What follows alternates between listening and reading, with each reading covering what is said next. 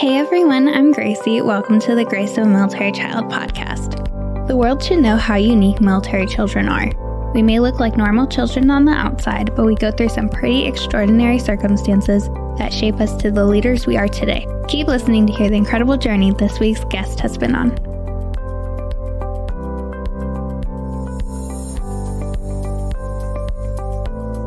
Hi Genise, welcome to the podcast. How are you? Hi, I'm good. Good. So tell me a little bit about which parent served and what branch and just a little bit of a background. Okay, yeah. So my mom's in the military. She has been in the military. October will be, I believe, 15 or 16 years. She's in the Air Force. I don't remember if I said that. But yeah, and the funny thing is, like, my mom actually joined after having me and my older sister. So she's like been a single mom through the whole process, and it's made it all that more interesting, to say the least.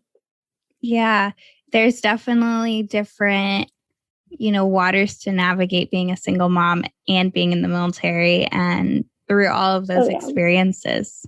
Oh, yeah. Like, I feel like people don't really expect your parents to, like, or for you to only have one parent. Like, I feel like growing up, just in general, not even like with being in the military, people have always expected, but like I live with both of my parents. And I honestly kind of have hated that, because I'm like, there's plenty of single parents around the world, not just moms. And I hate that people automatically assume that like both of your parents are a part of your life.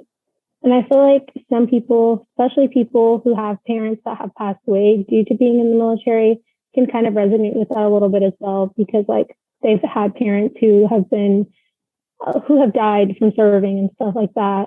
And so just to assume that like those parents are still part of their life kind of sucks. Yeah. And that's definitely, a hard situation to navigate, and bringing up the Gold Star families and, those who have lost their families. And, typically there are still some families who live on post. And so it's like, oh, which parent is in the military? And it's like, well, my dad died and my mom is, still here. Like, and then you get looked at kind of strange because you're living on a military base and, you don't have a parent living who's in the military. Oh, yeah. My best friend, like, I know she still lives on post, but her mom was in the military and her mom's retired, but they still live on post now. So it is kind of weird, but I mean, everybody's story is different. Yeah. So tell me a little bit about the experiences you had being a military brat. Oh, God, a lot. I think something like that resonates with me the most, like as far as my experiences, like more recently when I moved to Ohio, my mom actually didn't get stationed on base. She got stationed at a university. So she's doing paperwork for the Air Force ROTC students. And we had to find somewhere to live off post because the closest base is like an hour away. So with traffic, that would have been my mom's like commute an hour and a half. Yeah. And so we actually ended up going to school off base. And that was like my first time actually going to school off base, because I grew up on Fort Sam and like going to school there most of my life. So it was different. And I feel like a lot of people were just like, oh, your mom's in the military? Like, where is she stationed? And it was so weird just actually being at a real public school for once, because I feel like that's not something a lot of people experience. Being in the military, like being a military family, having a military family member and stuff like that. Like usually you go to schools that are on bases or that are associated with the bases. So it's just definitely different for me. And it was nice to experience like what being at a public school was like, but it was also very different. Yeah. Did you like being on the military base and going to Fort Sam, your whole life? Did you find that there were more positives going to a public school? Did you prefer that? Um, I actually liked it a lot more because I feel like they had a lot more to offer. Like they had better sports. And even though the school wasn't that much bigger than the one on Fort Sam, like they just had a lot more to offer. And I was just like, wow, this is so new to me. And I just was like fascinated by everything. And I feel like being on base, like school on base, kind of like shielded me from the reality of like what a public school was like. Even though it wasn't a bad public school, it just like opened my eyes a little bit more into what an actual public school is. Yeah, there's definitely a different culture in public Oh schools yeah. than there is in, the military base school. I did a public school and then I did a base school and then I went back to public school. So it was like definitely a different culture through each school. Oh yeah. I feel like schools on bases tend to like focus a little bit more on like professionalism and like very strict dress codes and stuff like that.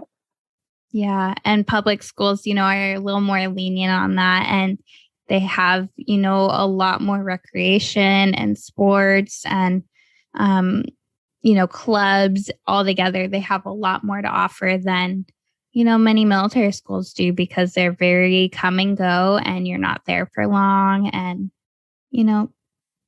just a different atmosphere. Yeah, absolutely. I agree. What was it like making friends going to a public school? Because in Fort Sam, you don't have the same friends from, kindergarten all throughout, high school because it's a military base and every 2 years, people come through and leave. And in a public school, most of the kids there have their same friends from kindergarten until the day they graduate. Yeah, I feel like that was something that made going to a public school a little bit harder. But for me, I feel like I'm the type of person who's a little bit more outgoing and I'm not afraid to like be loud or be seen and stuff like that. Going to military school definitely has like its comforts because there's going to be people there who will reach out to you, like everybody. Right. I know like at Fort Sam, they would have a student show you around like the high school and middle school. Like they would call somebody to walk you around the school, introduce you to people. Like that would be your first friend. Versus at the public school, I mean, they did have students that would do that sometimes. But for me, like I had the counselor showing me around. And so I remember my first day for lunch, I literally went up to these girls and I'm like, hey, I'm new. My name's Genise. Can I sit with you guys? Because if not, I wouldn't have met anyone. And the only nice thing is like the girl ended up being in my class and she was really nice and I worked with her in class. But I mean, after that, I didn't really talk to her. I actually ended up meeting people like two girls who like actually took the initiative to introduce themselves to my sister. And those were people I actually ended up being friends with. But I actually didn't end up socializing all that much because of the fact that all these people have already had their like own friend groups and stuff, and they've known each other since like elementary school and stuff like that. Yeah, it's hard to get into those friend groups once, they're more or less established already. And being the new kid is hard. I mean, in any situation, whether it's somebody moving for, because they want to move, or somebody moving for work, or the military, like you have to work your way into these friend groups. But in a military school, it's like you have those people showing you around school. Like they have the students who volunteer who are familiar with the school, who know the ropes more or less and are available to show the new kids around. I remember that's how I met my first friend at Fort Sam, like just because of that. And public schools don't really have that for us military kids either. Oh yeah. And I feel like even then there was, I think my 2 years, because I went to that school my junior year. I actually ended up having to start school late because of being a military child. Like my mom ended up having to go to training for her new job, which held us back from work, from going to school on time. And the good thing is our school, because it was smaller, was very understanding. And so were the teachers. They were like, hey, this is what you missed. Take your time. Yeah. We'll get you back on track, which was nice. But I feel like had I gone to like a bigger public school, they would have been like, here's what you missed. Catch up. You have 2 days. But right. I feel like it was definitely kind of harder for some other people that were new because I know that they really didn't get like a warm welcoming or were able to like catch up the way I was. Yeah, there's definitely, their challenges. And, sometimes it is nice to have a little longer to catch up than just, the 2 days of here's what you missed. Like, I need this back by Friday, to catch up and more or less teach yourself the material. And, having those people who understand, or, even the smaller school who's like, it's okay. Like, we get it. Instead of just being thrown the work, because military schools, moving base to base, they accept new kids throughout the entire year and are not like, having to play catch up more or less, because you'd start school on one base and then move to the other base and, just keep going. Oh, yeah, for sure. I feel like military schools make transitioning so much smoother than like public schools ever could. Right. I think I was just lucky because we went to a smaller school that was willing to understand, like, hey, this is my mom. She's a single parent. She's in the military. So that affects the way we are going to be able to do stuff. Like, we had to come in late. So they were willing to work with that ahead of time, which was nice. Yeah. Did you find that there were different curriculums moving military base to regular school? Well, not even just like with going from like a military based school from a public school, like when moving states, regardless of where you go, yes, you are always changing curriculums because states have different requirements for curriculums. And I noticed that, I think not even before I moved, it was like freshman or sophomore year, I realized that because people would have to like, you'd have a sophomore in like your freshman class because at their old school in a different state, that was like a junior class or something. And when I moved, I was a junior in a sophomore class. My sister was a senior in a sophomore class. And ironically, we both ended up being in the same class. But it was so weird because we're all in this class full of sophomores, and then me and her are the only two people from other grade levels in the whole class. Because at a different school, it was a class requirement for like a senior or something, but there it was for sophomores. Yeah. And in Texas, in Texas, you learn Texas history. Yeah, you learn Texas history like your freshman or sophomore year. It was sophomore year. And so their U.S. history is a sophomore class, but in Texas, it's like a junior class. So that was actually the class we ended up getting stuck in together. Well, at least you had like each other to, study with and and we had the same homework. So like she did half, I did the other half. That makes it so much easier. Oh, yeah, absolutely. Yes. So what was it like kind of living in Texas more or less your whole life and then moving to Ohio? I think it was definitely different. Like, I feel like people kind of assume that because my mother is in the military and like we're a military family, we moved all the time, like every 2-3 years, like most military families do. But because of stuff that happened with my mom, like we didn't move as often. So that kind of kept us like in Texas longer, which was nice, mostly because our whole family lives in Texas. Like my mom's side of the family lives in Texas. My dad and his side of the family live in Texas. So it's nice to be able to be near them. And I'm actually happy that we didn't move as much because I was able to actually spend time with my family and get to know them better than I would have had we moved so much. Like my cousin had a baby maybe 2 years before we moved. And it was nice because I got to meet my cousin who I wouldn't have been able to meet or really have known had I not stayed in Texas longer. Yeah. And, like you said, typically most military families move every 2 or 3 years. You get your orders to go somewhere else. And, I was a reserve family, so we didn't move very frequently. I say I'm a military child and my dad was in the army, and they're like, oh, cool. Did you get to live here and here and here and here? And I'm like, no, I lived in Ohio for 9 years. I lived in Texas for 3 years, and I've been in Florida for 7 years. Like, what more like do I say? Like, we didn't move often. And it's definitely, I guess it's a stereotype, like a military stereotype that's like, you're always moving. And for a lot of people, that's true, but there's a handful of people that it's not true. Yeah. Oh, yeah. And like people get so surprised when I tell them, like, I've never been out of the country before. And it's my goal next summer to go to Italy. But because I want to, I actually have a friend who is an exchange student, so I want to go visit. But I haven't been out of the country, which people think is odd because, you know, a lot of families do end up traveling out of the country sooner than later, which is nice.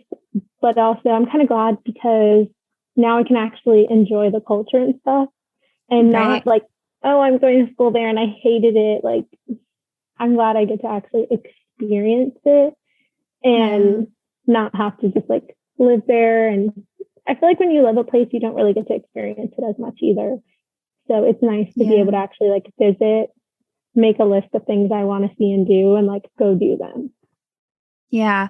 When I was talking to another girl on the podcast, she was like, I lived in Germany, and it was like she'd come back over, you know, to the US, and they're like, oh, cool. Did you do like all these things? And they'd start listing off things. And she's like, no, I lived there. Like, it became my life. I went to a castle so many times, and I was like, I don't want to go back to a castle.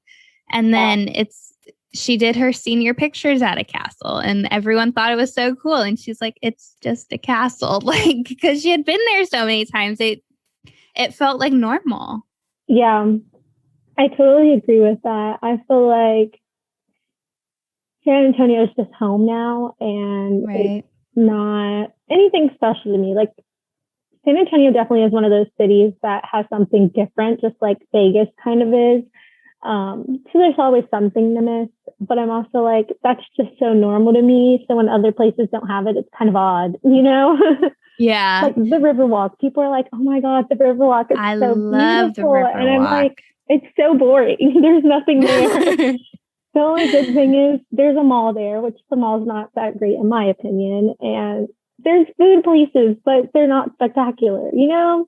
But everybody's like, oh my God, it's so beautiful. It's too hot. Yeah, when we went back March of 2020, it sounds so weird to say we were traveling in March of 2020. I know. But we literally, like I say, World Shutdown Day is March 14th. We packed up the car and drove to Texas on March 14th.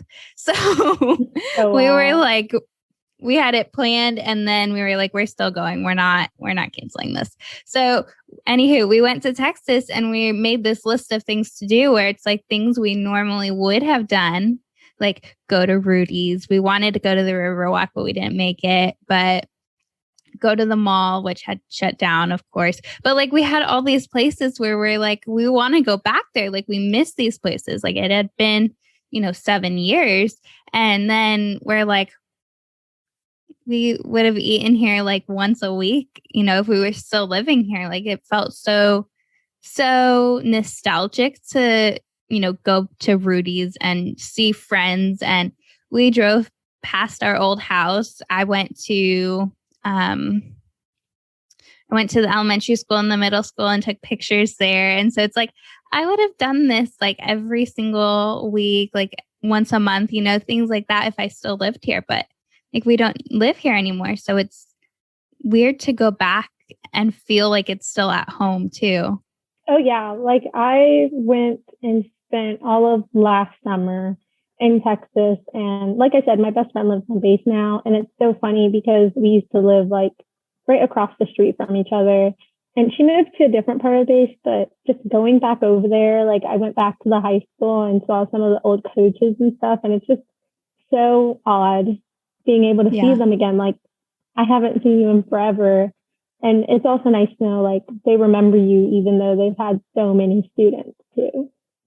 Yeah, I still, I'm graduated. I'm going into my sophomore year of college, and I still have contact with my 6th grade English teacher, Miss Nellums, like, Yeah. like you form such a connection with these teachers and coaches and the staff in the schools that, they remember you, you remember them. And it's something that public school, I feel, doesn't have because Yeah, everyone's sure. there, everyone's seeing each other. And then, in the military school, it's like, oh, like you're moving. Like my teacher got me a gift the day I left, like the last day of school, she got me a gift. Like, you don't do that in a public school. Oh yeah, I know. I didn't have any teachers that gave me gifts, but my friends, because I left in the summer, so on the last day of school, they got me this huge like trifold board, and they filled it with like our pictures from over the years, which is so sweet. And it's also nice because they're like some of the few friends that I actually got to keep from the time I got there to the time I left, because I lived there for 7 years, and having friends at a military school for 7 years is so uncommon, and it's not something you get to keep all the time. Like usually friends move and stuff, which I honestly really appreciate the fact that like phones and Snapchat and stuff have like become such a popular thing like they have, because I feel like that's the biggest reason I've kept in contact with some of my friends. Yeah. And like, I didn't have social media for the longest time, but then once I got, Instagram, I like friended everyone I could find. And then they're all like, hey, and it's like nothing, you didn't leave, like you didn't skip a beat, like you're friends again. And that's something that is so special about like the military community in general is no matter where you are, no matter what the situation is, like they still remember you. You're still like family. You don't lose that bond ever.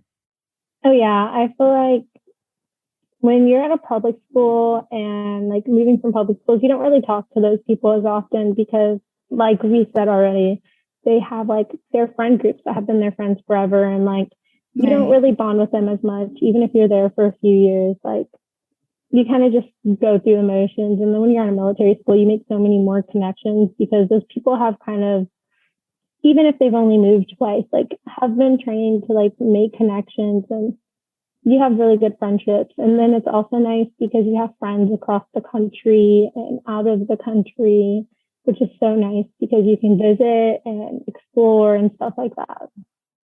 Yeah. And it's cool to, we have friends in Scotland and we didn't meet them like exactly through the military, but we met them after my dad retired and they went over, kind of with a military thing. But like we have friends over there and, we went and visited and they showed us around and it was like Kaylee and I hadn't met them before, but then it's like just brought in as family because, military here, military over there, even though they're not US military, they're Royal Military, like it's still, you share that same or similar connection too.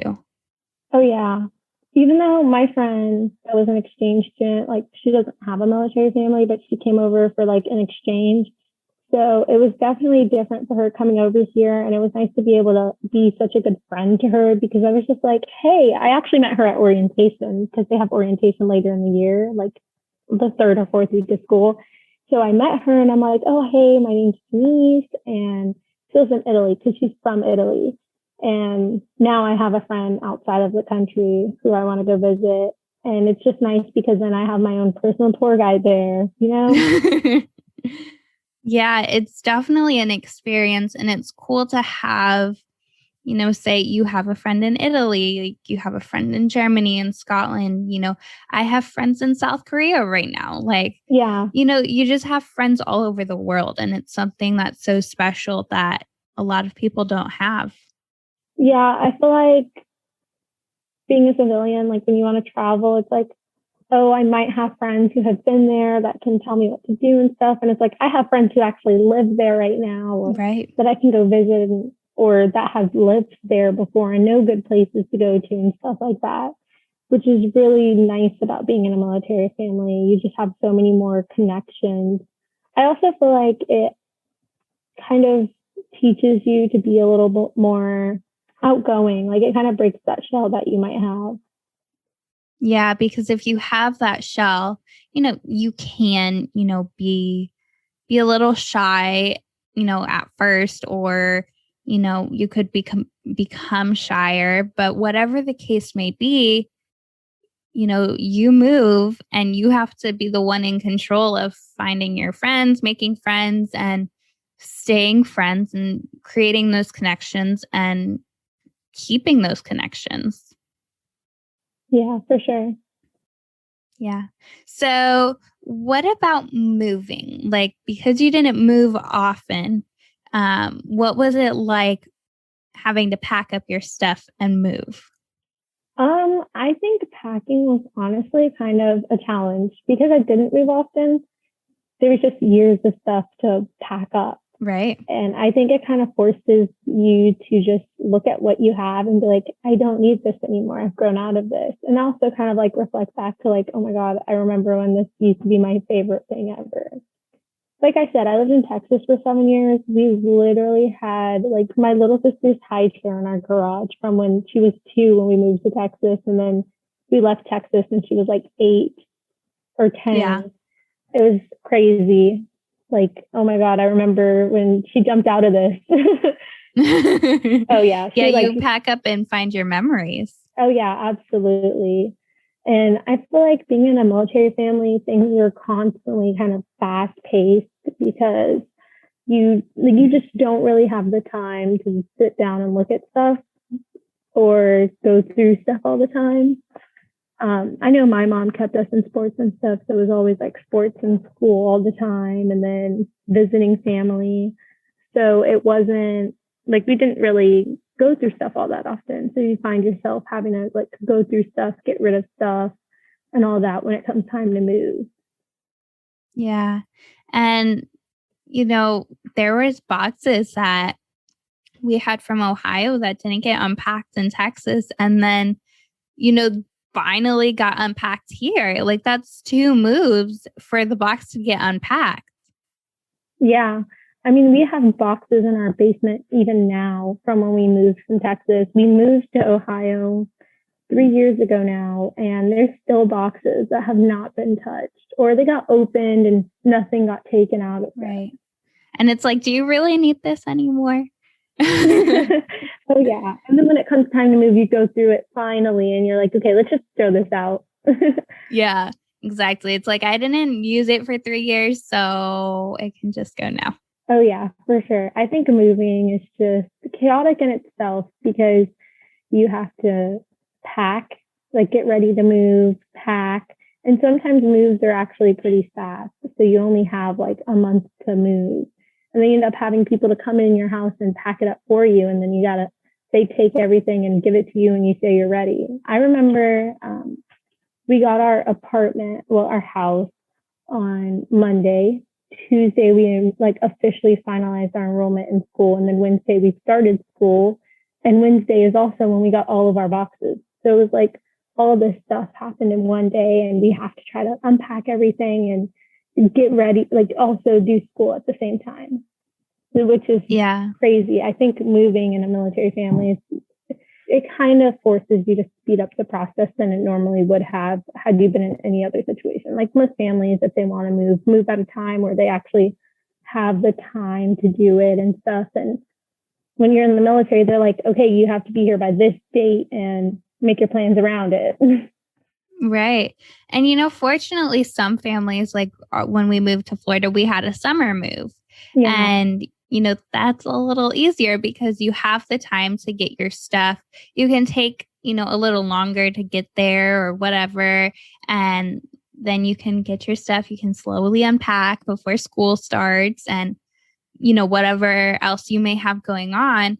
But then you have those like fall or winter or spring moves where it's like, okay, I gotta, unpack and start school and figure out how to live in a different state or a different country and do it all at the same time. Yeah, absolutely. Which moving is, like I said, just a task in itself. And sometimes it can be hard. Yeah.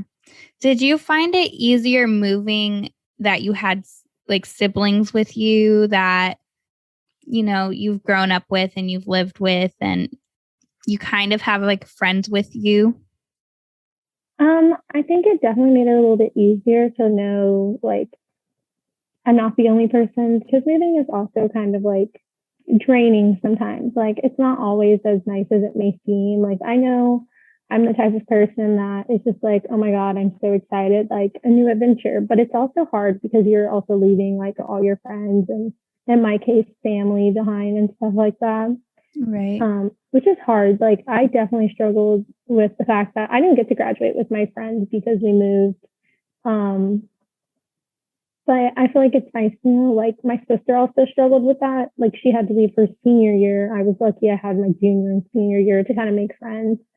So like she had to leave her senior year and literally just leave her friends and move to a different school.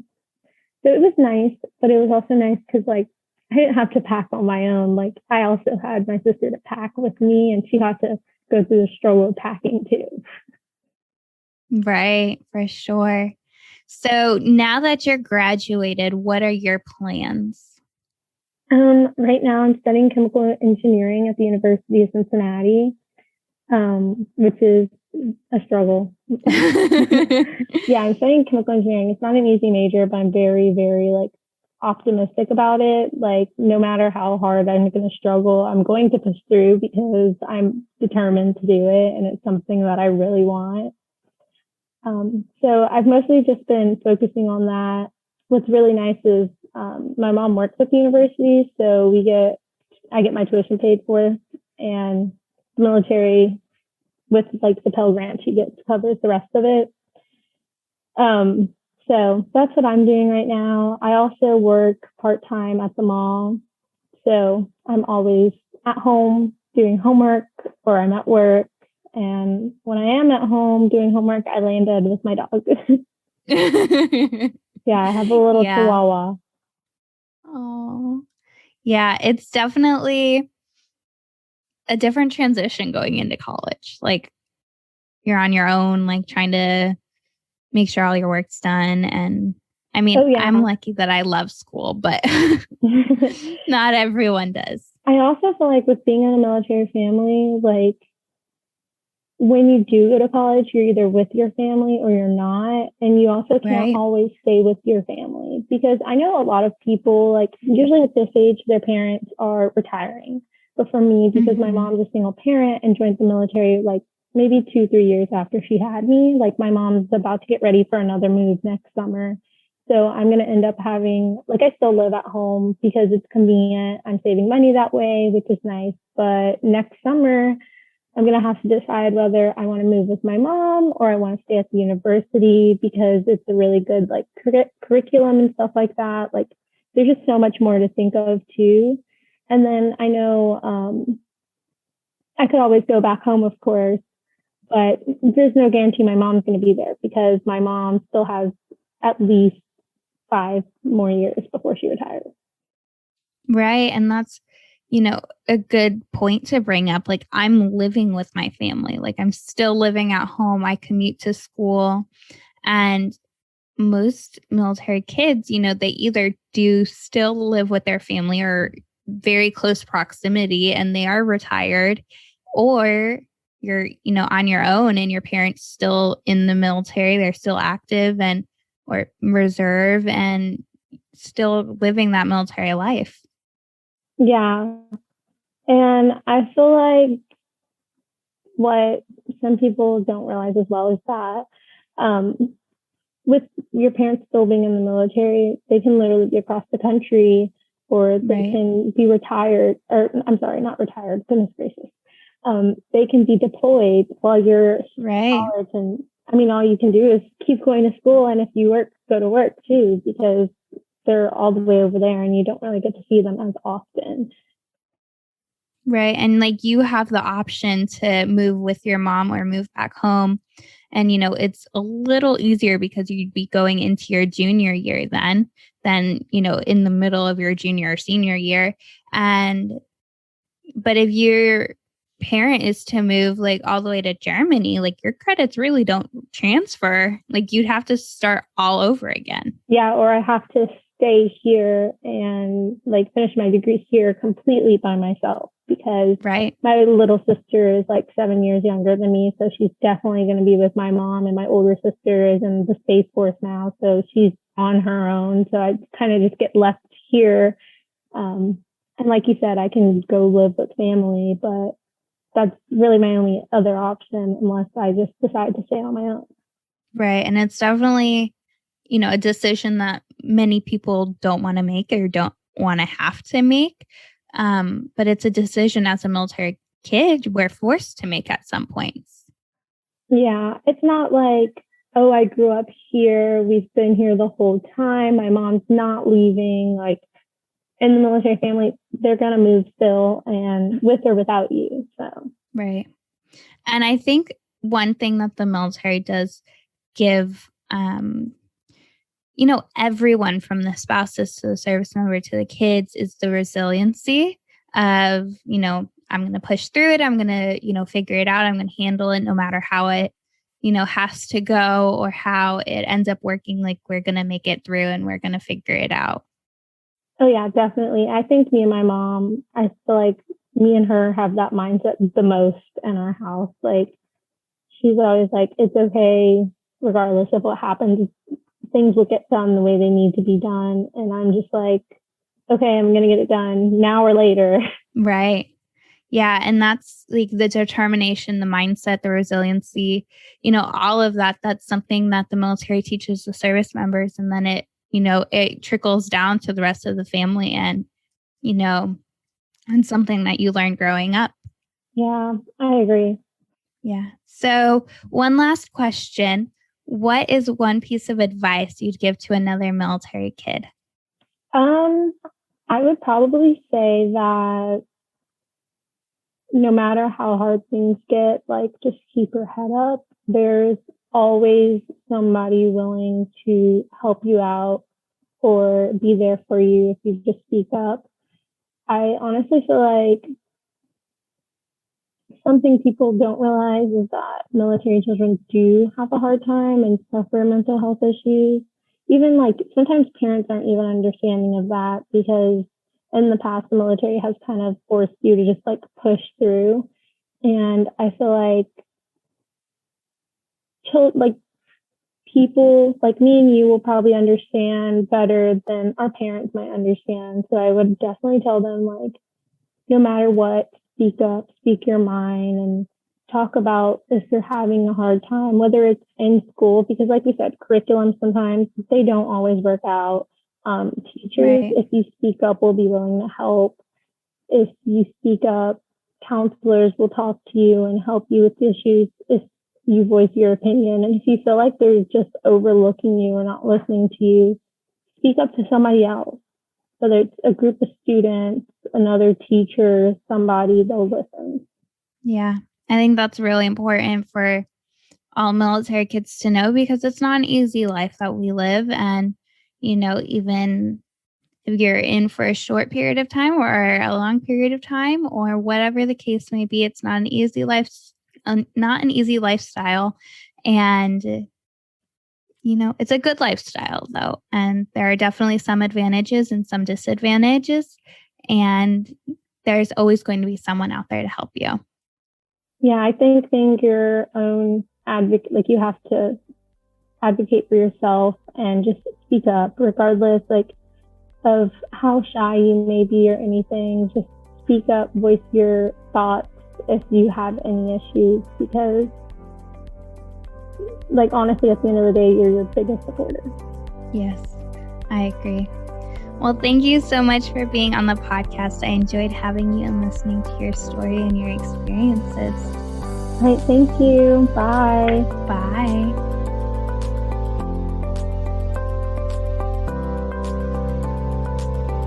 Thank you all for listening to this week's episode of Grace of a Military Child podcast.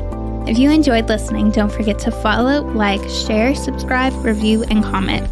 You can also follow us at Grace of a Military Child podcast on Facebook, YouTube, and Instagram for more podcast-related content. If you or someone you know is a military child who would like to be on the podcast, please send us a message to one of our social media platforms or you can send an email to grace.of.a.military.child@gmail.com. Tune in next Thursday to hear another incredible journey.